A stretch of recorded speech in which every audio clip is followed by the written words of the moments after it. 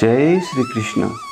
मित्र हो, आज हम देखने वाले हैं अपने जीवन में दूसरों को स्पष्टीकरण देना क्यों छोड़ना चाहिए। अपनी नाराज़गी या प्रसन्नता को न्यायोचित ठहराने का प्रयास स्पष्टीकरण की शुरुआत होता है। आप खुद से ही नहीं, हर उस व्यक्ति को जो इसे सुनना चाहे या बताते फिरेंगे कि आपके साथ कितनी बदसलूकी की गई और दूसरे व्यक्ति का व्यवहार कितना खराब था। आप दिमाग में लगातार उसी घटना को दोहराते रहते हैं। आप अपनी नाराज़गी को जायज़ ठहराने के लिए तमाम कारणों को दोहराते रहते हैं। जितनी बार आप उस व्यक्ति या उस घटना के बारे में सोचते हैं, आपका पारा चढ़ जाता है। आप ऐसा महसूस करने लगते हैं कि मानो गुस्सा करना आपका अधिकार हो, जैसे आपने इसके लिए कोई भुगतान किया हो। खास तौर पर इसलिए भी क्योंकि आपको लगता है कि अपनी नज़र में आप एक अच्छे और बेदाग इंसान हैं। आप तर्क देने और अपनी बात को सही साबित करने की प्रयास की प्रक्रिया को उसमें भाग न लेकर आसान बनाने का प्रयास करते हैं। परिणाम यह होता है कि सही मायने में आप अपनी बात को सही साबित करने से हाथ खींच लेते हैं। आप अपने काबिल दिमाग का इस्तेमाल ऐसे कारणों को सोचने के लिए करने लगते हैं जो कि आपकी नकारात्मक बात को सही साबित नहीं करते। याद रखिए, नकारात्मक भावनाओं से आपका भला नहीं होता। वे तो पूरी तरह से विध्वंसक है। उनका दूसरे व्यक्ति या परिस्थिति पर कोई भी असर नहीं पड़ता। वे तो आपकी ही खुशी और आत्मविश्वास को कम कर देती है, आपको जिंदगी के अन्य क्षेत्रों में भी कमज़ोर और कम प्रभाव बना देती है। गुस्से और नाराज़गी को सही साबित करने की बजाय आपको अपनी बुद्धि और कल्पनाशीलता का इस्तेमाल करके दूसरे व्यक्ति को माफ़ करने या फिर अप्रसन्नता भरी परिस्थिति को बदलने के लिए कुछ करना चाहिए। उदाहरण के लिए, अगर कोई ट्रैफिक में आपका रास्ता काट जाए तो गुस्सा होने की बजाय आप कहें, कोई बात नहीं, अगली बार मैं ज़्यादा सावधानी बरतूंगा। मुझे लगता है कि उसका दिन खराब गुजरा है, या फिर उसे निश्चित ही किसी महत्वपूर्ण काम के लिए देरी हो रही होगी। दूसरों को समझकर आप उसे माफ़ करें, चूंकि आपका दिमाग एक वक्त में केवल एक ही विचार को रख सकता है। इसलिए जिस पल आप दूसरों के पक्ष को समझकर उनको माफ़ करना शुरू कर देते हैं, आप गुस्से और अफसोस को बढ़ावा देने वाले ईंधन की आपूर्ति को बंद कर देते हैं। आप दिमाग पर फिर नियंत्रण हासिल कर लेते हैं। आप खुद को शांत और सकारात्मक रखते हैं। कुछ देर बाद परिस्थिति बदल जाती है और आप उसके बारे में सब कुछ भूल जाते हैं। एक नकारात्मक विचार को सकारात्मक विचार से बदलकर आप नकारात्मक विचार से छुटकारा पा लेते हैं, फिर भले ही वह कुछ भी रहा हो। अगर आप जिंदगी में किसी बड़ी समस्या का सामना कर रहे हैं, जैसे तलाक, नौकरी छूटना या निवेश में नाकामी, तो भी यही नियम सही साबित होता है। अपने और किसी भी ऐसे व्यक्ति से जो सुन रहा हो के सामने यह बताना बंद कर दे कि आपका गुस्सा या प्रसन्नता क्यों जायज़ है। इसके बजाय मामले में लिप्त दूसरे व्यक्ति के लिए सफाई देना शुरू कर दे, तब तक जब तक कि यह नकारात्मक ही खत्म न हो जाए।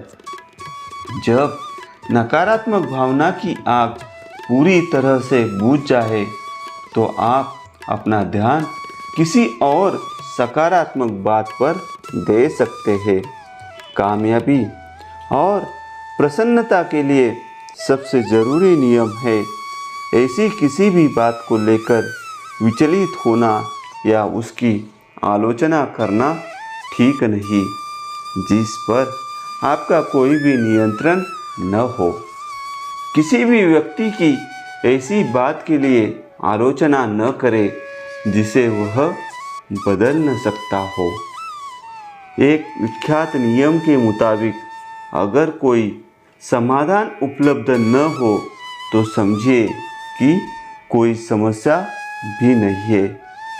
जीवन में दो काल होते हैं, भूतकाल और भविष्यकाल।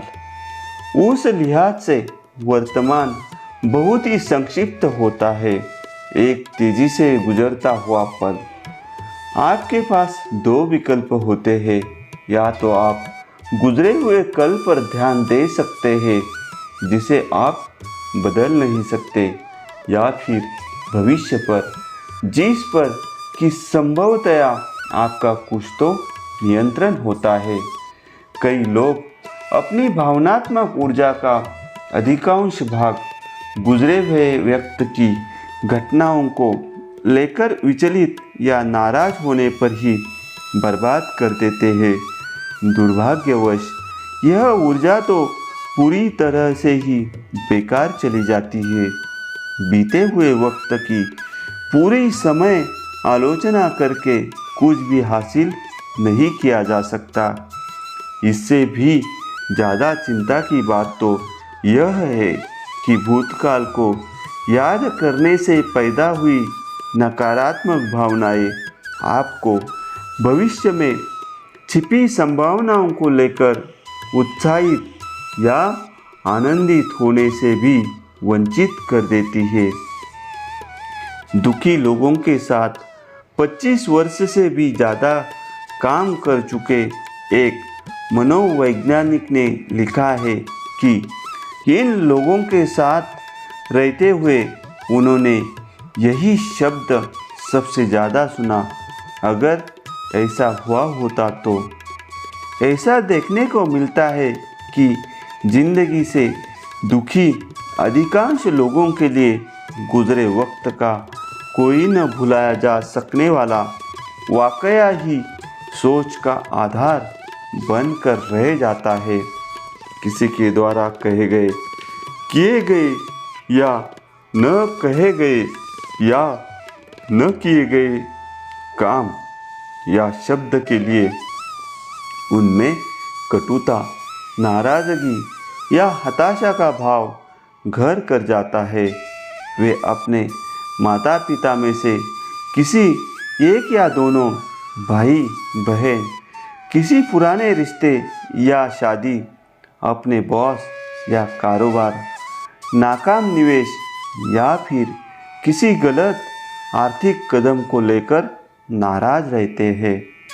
आपको यह बात नहीं भूलनी चाहिए कि आपकी ज़िंदगी समस्याओं, परेशानियों, बाधाओं और अस्थायी असफलताओं की अनवरत कड़ी ही रहेगी।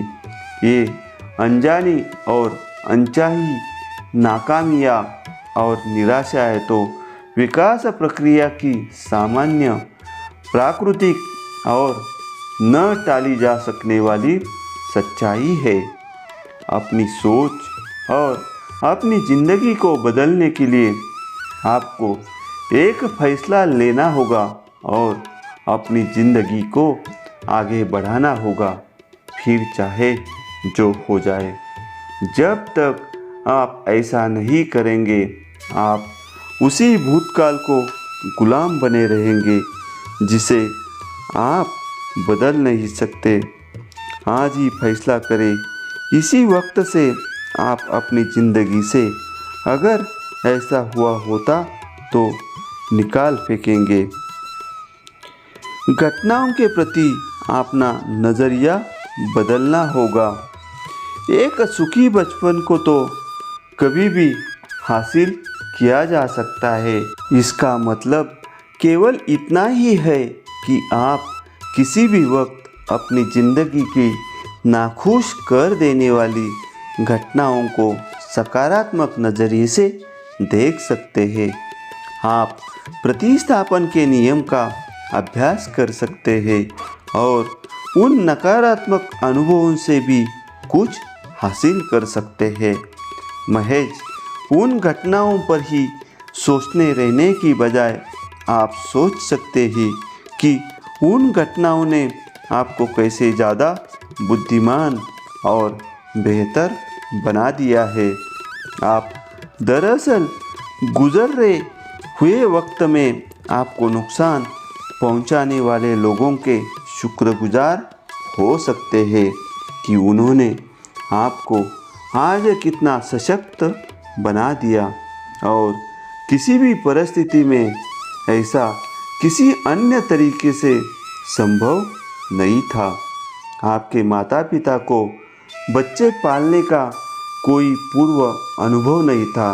इसके अलावा उनकी जानकारी उनके खुद के पालन पोषण की प्रक्रिया तक ही सीमित थी।